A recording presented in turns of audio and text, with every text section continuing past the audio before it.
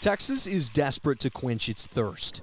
If nothing changes, DFW could experience water shortages that limit landscaping and maybe construction in just 5 years. That's forcing impossible debates, like whether to flood ranches in East Texas so the Metroplex can draw water from a new lake there. We are on the verge of the most transformational water session the state's had in a long time.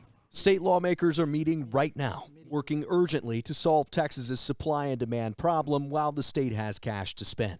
Their plan, create a new agency responsible for building a statewide grid of water pipelines, pumps, and plants. The idea of having statewide water projects, this is something new and different. Jeremy Mazer works for the think tank Texas 2036.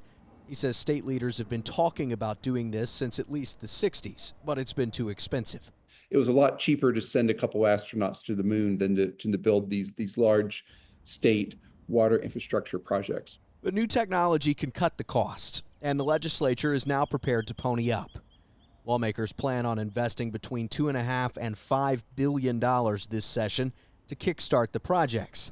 They also want to change the Constitution so water infrastructure is guaranteed money every year, like roads and bridges.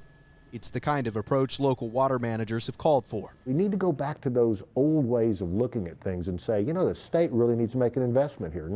We're not making it a loan, we're making an investment.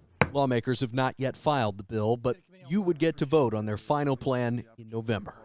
In Tarrant County, I'm Matt Houston.